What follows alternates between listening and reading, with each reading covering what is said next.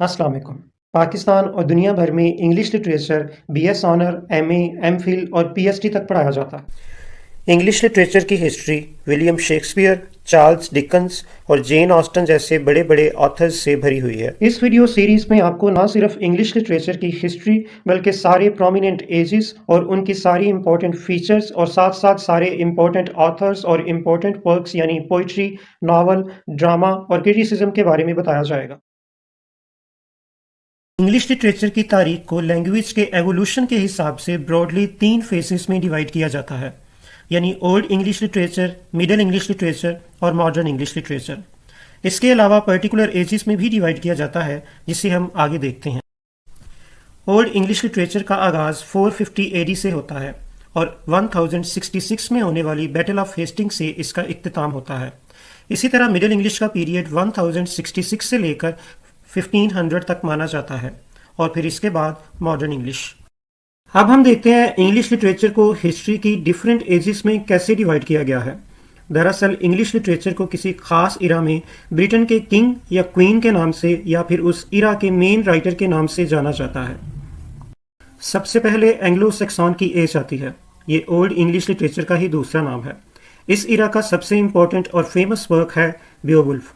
Beowulf पर Hollywood ने एक 2007 में मूवी भी बनाई थी। ये एंग्लो सैक्सन्स की एपिक पोइम बियोवुल्फ पे बेस्ड है। इसके अलावा इस इरा के दूसरे अहम ऑथर्स हैं कैडमन, बीड, सिनेवुल्फ और किंग एल्फ्रेड। किंग एल्फ्रेड ने अपने रेन के दौरान बहुत से इंपॉर्टेंट वर्क्स जिनमें ग्रीक और रोमन मैन्युस्क्रिप्ट शामिल हैं, उनकी ओल्ड इंग्लिश में ट्रांसलेशन और सेफ्टी को इंश्योर किया था। 1066 में होने वाली बैटल ऑफ हेस्टिंग्स से एंग्लो नॉर्मन्स लिटरेचर का आगाज होता है। इसमें जेफरी मॉनमाउथ और लायमन्स ब्रेट का नाम सबसे ऊपर आता है। लायमन्स ब्रेट मिडिल इंग्लिश में लिखी गई ब्रिटिश हिस्ट्री पे मबनी एक मैन्युस्क्रिप्ट है। इस एज की एक खास बात यह भी थी कि इसमें बहुत से मिस्ट्री प्लेस परफॉर्म किए जाते थे। एज ऑफ चॉसर का आगाज इस सिरा के मेन राइटर जॉफरी चॉसर के बर्थ ईयर से होता है, यानी 1340 से लेकर 1400 तक। जॉफरी चॉसर का सबसे इंपॉर्टेंट वर्क है the Canterbury tales.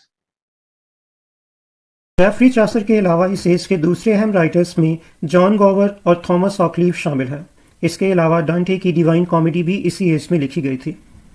15th century में ज़्यादातर ऑथर्स ड्रामा और नावल की न्यू फॉर्म्स में एक्सपेरिमेंटेशन पर काम करते रहे, या फिर वो जॉफरी चॉसर के पोइटिक स्टाइल को ही कॉपी करने की कोशिश करते रहे। इसलिए इस सिरा के दौरान इंग्लिश लिटरेचर का कोई भी इंपॉर्टेंट वर्क प्रोड्यूस नहीं हुआ। 1500 से लेकर 1558 तक इंग्लिश लिटरेचर का कोई भी बड़ा नाम सामने नहीं आया, सिवाय अर्ल ऑफ सरे और थॉमस वाइट के। उन दोनों ने 14 लाइन्स पर मुश्तमिल सोनेट्स इंट्रोड्यूस करवाईं। उनकी लिखी हुई सोनेट्स आज भी पसंद की जाती हैं। 1558 से शुरुआत होती है इंग्लिश लिटरेचर की हिस्ट्री के सबसे पॉपुलर और इम्पोर्टेंट फेज की। एज ऑफ एलिजाबेथ के सबसे इम्पोर्टेंट और पॉपुलर राइटर का नाम है विलियम शेक्सपियर। शेक्सपियर 1564 में पैदा हुए और 1616 में उनकी डेथ हुई। अपनी 52 साल ज़िंदगी में उन्होंने 37 प्लेस और 154 सोनेट्स लिखी, लेकिन ये काफ़ी था उनको इंग्लिश लिटरेचर के साथ साथ ग्लोबल लिटरेचर में सबसे प्रोमिनेंट ऑथर बनाने के लिए। विलियम शेक्सपियर के कुछ इंपॉर्टेंट ट्रेजेडी प्लेस हैं, जिनमें ओथेलो, हैमलेट, किंग लियर और मैकबेथ शामिल। शेक्सपियर के अलावा इस इरा के फेमस ऑथर्स में क्रिस्टोफर मार्लो का नाम भी आता है, जिन्होंने the tragedy of doctor Faustus लिखा था।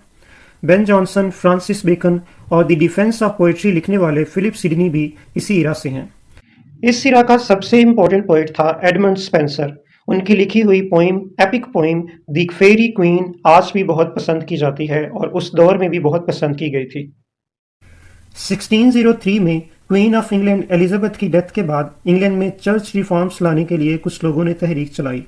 इन लोगों को प्योरिटन्स का नाम दिया गया और इस तरह द प्योरिटन लिटरेचर का आगाज हुआ।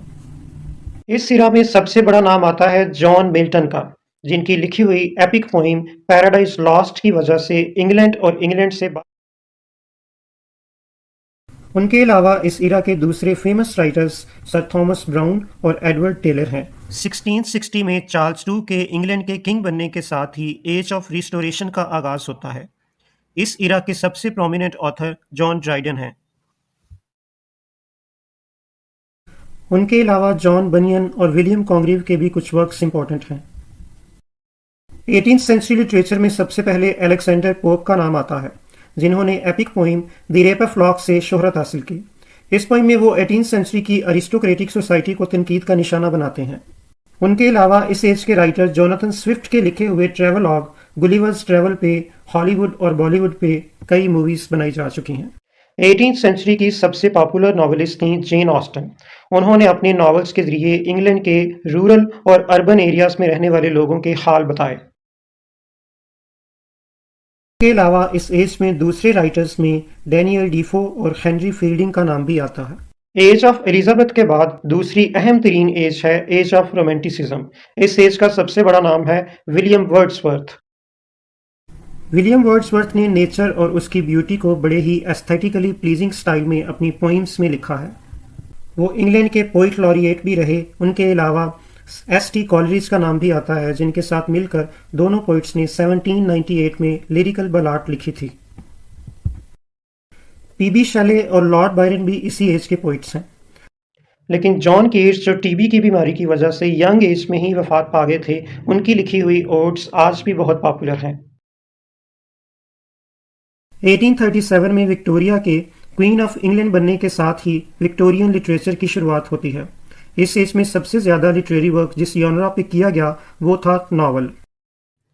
इस इरा में बड़े बड़े नॉवेलिस्ट आए, जिनमें चार्ल्स डिकन्स, जॉर्ज इलियट और थॉमस हार्डी का नाम आता है। चार्ल्स डिकन्स का a tale of two cities, George Eliot का the mill on the floss और थॉमस हार्डी का the return of the native novel MA English के सिलेबस में भी शामिल है। उनके अलावा इम्पोर्टेंट पोइट्स में एल्फ्रेड टेनिसन और रॉबर्ट ब्राउनिंग का नाम आता है। इन दोनों पोइट्स ने अपनी पोइट्री से 19th सेंचुरी में बड़ा नाम कमाया था। लास्ट पे अगर हम 20th सेंचुरी इंग्लिश लिटरेचर की बात करें तो इसमें सबसे इम्पोर्टेंट ऑथर हैं जॉर्ज ऑरवेल। जॉर्ज ऑरवेल का लिखा हुआ नॉवेला एनिमल फार्म अगर आपने नहीं पढ़ा है तो मैं आपको रिकमेंड करूंगा कि आप एक दफ़ा इस नॉवेला को ज़रूर पढ़ें। इस शॉर्ट वीडियो में हमने इंग्लिश लिटरेचर की हिस्ट्री को बहुत ब्रीफली देखा है। अगर आप चाहते हैं कि मैं अमेरिकन लिटरेचर और इंडिया और पाकिस्तान में लिखे हुए इंग्लिश लिटरेचर की हिस्ट्री पर भी वीडियो बनाऊं तो आप कमेंट में बता सकते हैं। शुक्रिया।